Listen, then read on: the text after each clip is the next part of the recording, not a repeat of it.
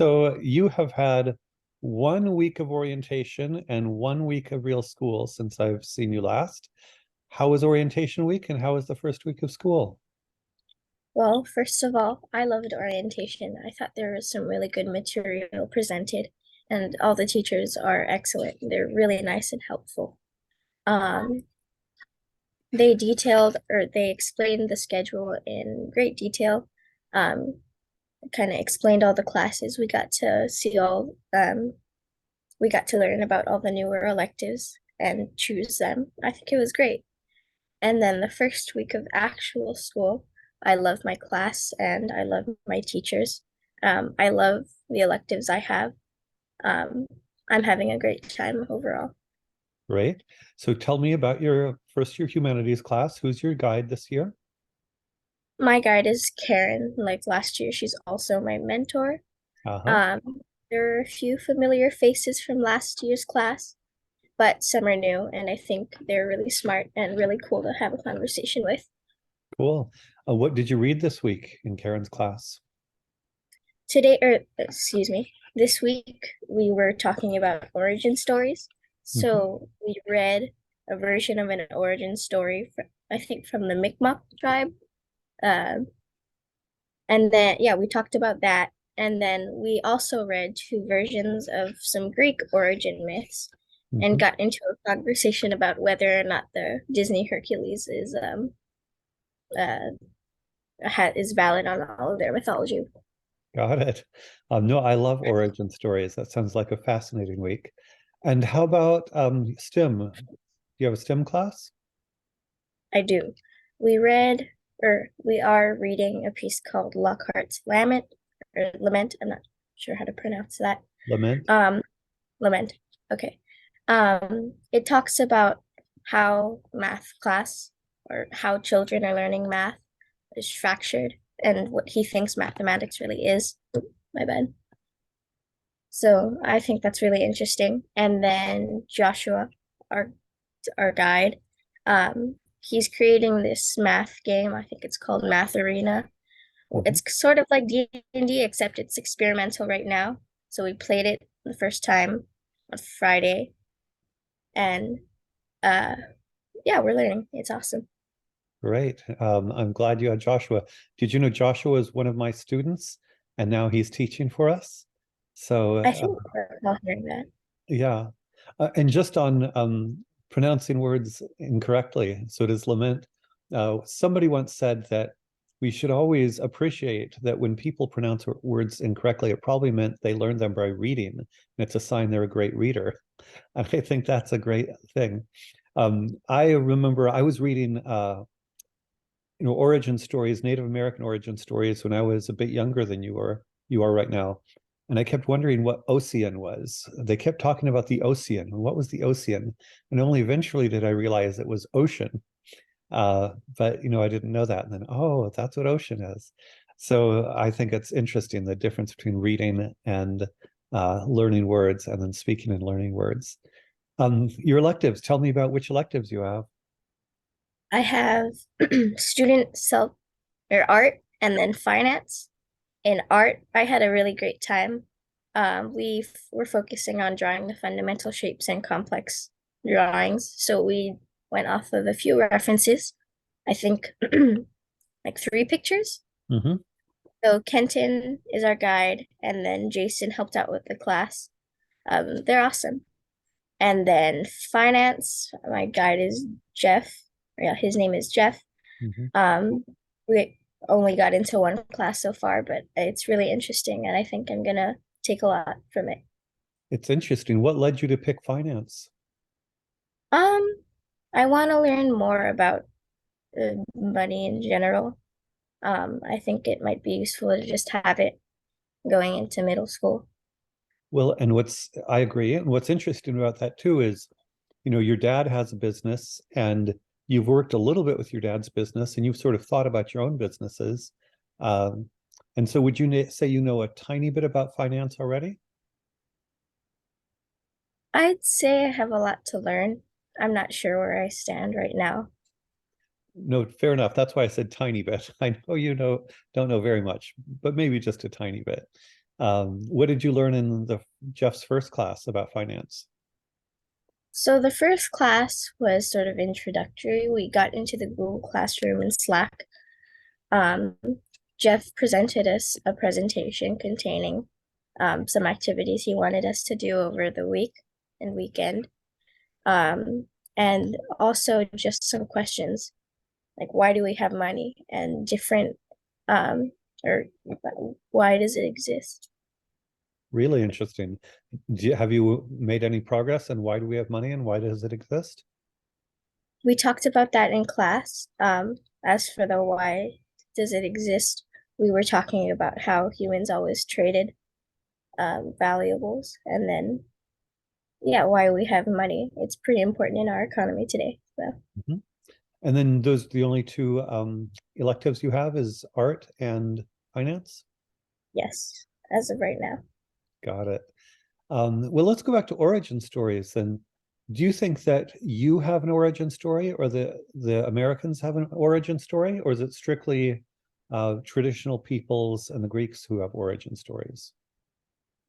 Well, I think you can think about origin stories however you'd like. I think, or the origin stories we were reading about were like mythology, but I think origin stories could refer to like the beginnings, sort of like how something started.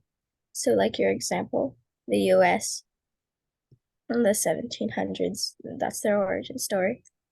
Mhm. What's the difference between, or is there an important difference between kind of a mythological origin story and a concrete historical origin story? Well, there is that difference that we know that the concrete historical origin story happened. And then, as for mythology, we know they're myths, so they may not have actually happened. Got it. In which case, why would we be interested in origin stories if they may not actually have happened? Because it shows the way that other people thought back in the day. Mhm. Because I think every culture had some kind of myth or origin story because they needed something or they needed to know and some sort of basis or how everything came to be. And since they didn't have the things that we have or know today, they came to the conclusion with their origin story. So would you say that makes sense? So would you say that other traditional cultures had these mythological origin stories because they needed an origin story and didn't have a detailed factual version? But would you say that modern Americans have a detailed factual version and therefore do not need a mythological origin story? I think that's one way to put it. Of course, some people, or a lot of people, don't actually believe in the old sort of ways of thinking. So I think that's one reason why we don't have like a mythological or origin story. Um, though there may be, we just don't know about it. So do you think that the mythological origin story gives people anything? I mean, it sounds like one way of looking at this whole situation is either you got a factual version or you don't, and you make something up, which is called myth. Is that the whole difference, that either you have a factual version or you make something up and that's called myth? Or is there any other purpose that a mythological origin story serves? Mm. Well, to be honest, I'm not sure. I'm not sure if there's anything between that. Um, a lot of cultures or a lot of origin stories in different cultures are really similar. Mhm. It shows how they thought and just sort of the same ideas they had. So what I'm wondering about is that on the one hand, I feel as if you are interested in origin stories. Maybe you even love origin stories. Is that too much, or would you say you love origin stories? I definitely like, or I enjoy reading origin stories. I think they're really interesting. So why do you think you enjoy reading origin stories, but in reality, all they are a weak substitute for facts? If all they are, hey, those poor people didn't have real facts, why would we enjoy origin stories? Well, for one, I love reading stories. whether they be fiction or myth or things like that. Um, Two, it shows how people thought earlier, and it kind of gives us a basis for their belief system and what they thought about everything. And also, I think the stories are just really interesting in general. Mm-hmm. Again, I don't disagree. Lots of interesting things. By the way, I love how you are structuring your ideas in terms of 1, 2, and 3. As somebody who believes in essay writing, I think it's helpful to organize your thoughts. And I love seeing that you're spontaneously organizing your thoughts. 1, 2, 3. I do that all the time. I think it's super helpful. But going back to the main issue, so I'm interested in the notion that we wonder about, or we're curious about, or we enjoy learning about the beliefs of other cultures. Why might it be valuable to learn about the beliefs of other cultures? Well, they may have lessons that we don't, and they may have information, or not information, but they may uh well, to be honest, I'm not quite sure, but I think there's a lot to learn from different origin stories. Um, I've already said the way other cultures think many times, but um, Well, and again, I think it's interesting. On the one hand, you clearly enjoy them. We can go back to the story piece, and so you started to say lessons, or what was the other word you used? Knowledge, maybe, um, information. But then the other part of your brain, and I'm kind of exaggerating a little bit, is saying, oh, they're just bad facts. Do you see the kind of tension or a conflict between we're learning something valuable from these cultures about the lessons and so forth, versus myths are just bad facts? Do you see why it feels like there's a tension in how you're thinking about these things? yeah. Do you have a way to resolve the tension, or for now it's just like, hey, there's a tension between these two things? For now, I don't. Um, I'm I can't come up with the reason right now. Totally fine. I think it's interesting to recognize and acknowledge intellectual tensions. Let's go to the stories. You talk about how you enjoy stories. Do you enjoy mythological stories in the same way you enjoy fictional stories? Or does your enjoyment of those two different kinds of stories, is it somehow different? Um, I don't think I enjoy them differently just because one's fiction and one people used to believe in. Um, they're not the same, but I don't see that there's a big rift setting them apart. So maybe myths are they just happen to be good stories, and you love good stories. So you love to read good contemporary fiction. You also love to read good ancient myths. Is that accurate? That it's just about the story part? I don't think it's just about the story part. That may be what the subconscious of my mind is thinking. But um, I think different cultures' myths are really interesting, just maybe not consciously thinking about that, but these stories people used to believe in and worship. So it's just a cool fact to think about. And it is almost sounding as maybe you're saying, on the one hand, you said there are similar contemporary stories and myths, but now it sounds as if you're saying maybe there's something a little bit extra about the myths vis-a-vis contemporary stories, extra or different. Um, are you saying there's something a little bit extra or different about myths than contemporary stories, or myths are just like contemporary stories? They just happen to be written a long time ago. Well, I don't, like I said, I don't think they're the same. Myths were created way back when people like believed in them, and then stories were created just are for the fun of it, but not. I don't think it's just for the fun of it. For writing and for fiction and for people to read it and be happy and love the story. Well, thank you. That's helpful. One of the things I just heard was that the fact that people believed in the myths somehow makes a difference. Is that an accurate difference? Yes, I think it sets it apart from actual fiction. Okay. And then just to check in first, how is your story? How's your third book going?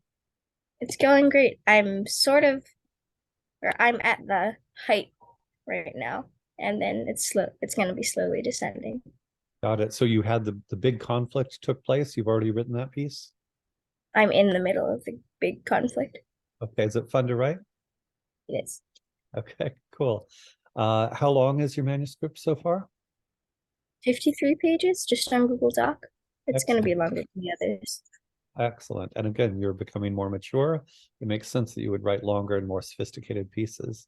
Uh, and how is the character development going? I think it's going fine. Um, I think some of the choices that my characters are making kind of show, but we'll see how it turns out in the end. Okay. And then going back to the notion of myth, could you imagine a world in which your story became a myth for a culture, or is that totally absurd? No way could your story become a myth for a culture. Well, it's absurd right now, but I mean, I guess it could happen, or I could see people hailing Abigail or something. How would that happen? Well, to be honest, I'm not, and I have no idea how anything would lead to that, but Totally it fine. might be So I totally get it. And I think we've talked a little bit about a hero's journey. Do you have a sense for what a hero's journey is? sort of like or the journey that the hero takes, ups and downs and lessons. Hmm. Do you know anything more specific about it than that?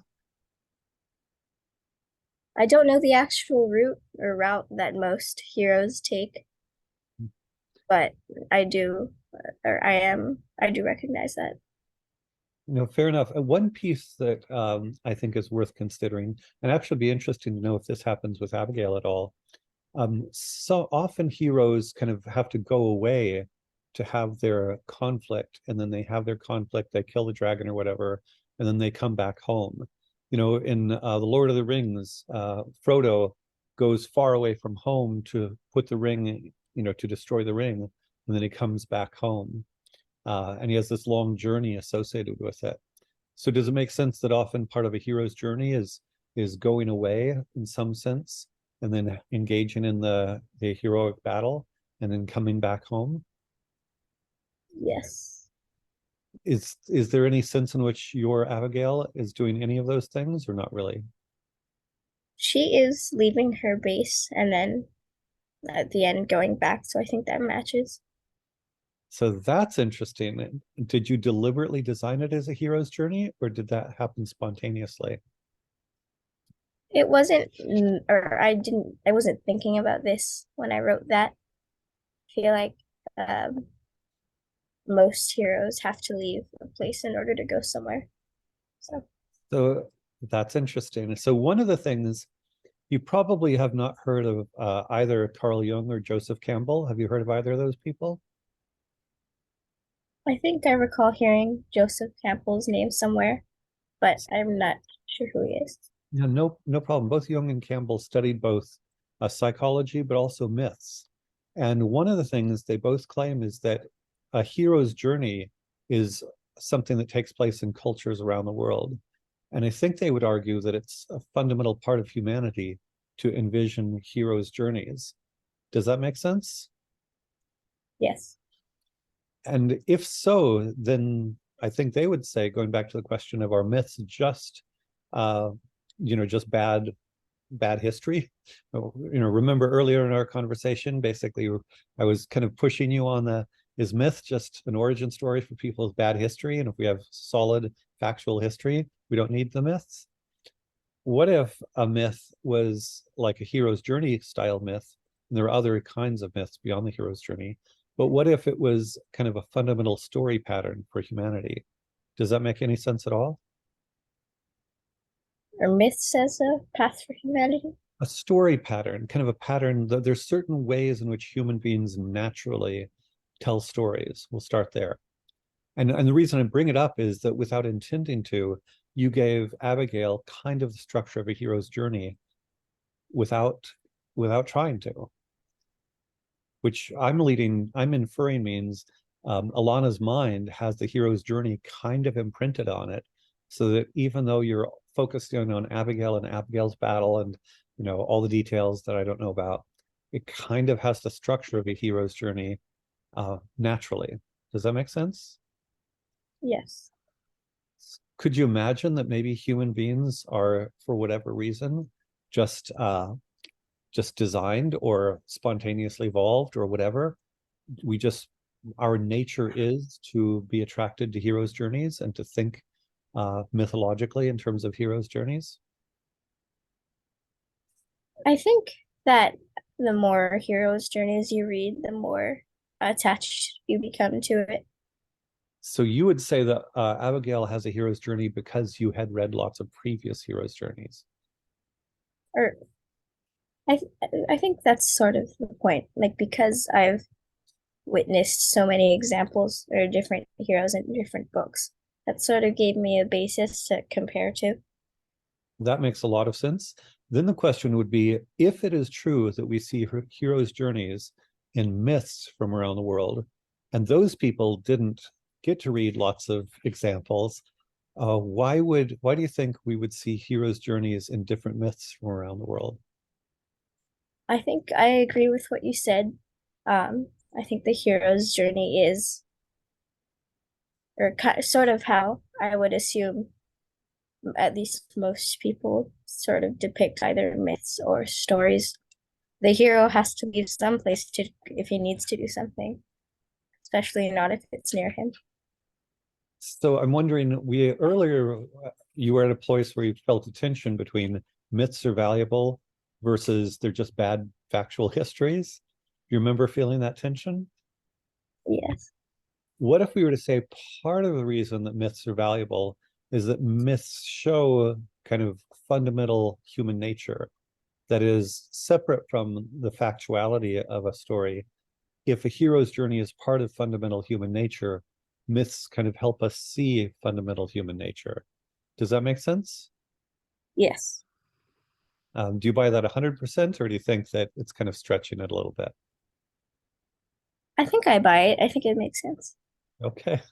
So as you mature, I think it'll be interesting for you to read about myths and history and the difference and similarities in human nature. Does this seem like an interesting vein of thought to think about and develop? Yes, definitely. So yeah, I didn't want to be mean by kind of throwing myths under the bus as bad factual history, but a lot of times I think it's helpful to sort of think about intellectual tensions where that seems true and that seems true, but they can't both be true exactly in the same way. And then we have to figure out, okay, if there's something true on both sides, how can this be true in one way and that be true in another? Does that make sense? Yes. Um, and I would also add, maybe this is going a little bit farther, that you can have stuff that are just mountains and mountains of facts, but they don't have any storyline. That I don't know if you've ever read like history that's just blah blah blah, fact, fact, fact, fact, fact, fact, but it's boring and it doesn't stick because there's no fundamental underlying story. Have you ever had that experience reading some histories? I think so. Okay. Yeah, so I'm interested in how our minds are attracted to some kinds of stories, including emphatically a hero's journey. And our minds struggle sometimes when there's not a story. Um, and so the whole relationship of the human mind to story is something that interests me. Make sense? Yes. Okay. Anything else you want to touch base on before we take off for the day? Um, Yesterday was hotter than usual and it was great. Hotter than usual, and it was great. Uh, Yes. did you go Amazing. swimming or anything, or do you just enjoy warm weather? We're going today. Hopefully it's as warm as yesterday In the ocean or in a pool? in the ocean. All right. Are you going to surf? I think so. So I'm so impressed that you are learning to surf on a real surfboard or on like a little boogie board or something. On our dad's old one. You can surf on a real live surfboard? Not that well. Okay. We don't, I haven't gone regularly, but I I'm can like stand up. I'm impressed you can do it all. I think it's a really cool sport, and the fact that you can do it all makes you have superpowers. But imagine you're very strong because of jujitsu. Would you say you're pretty strong? I think so. All right. Well, be careful and have a lot of fun surfing today, and have a great week of class. And hopefully we'll see you next week. Okay. Thanks, All right. Michael. Bye. Thank you. Bye-bye.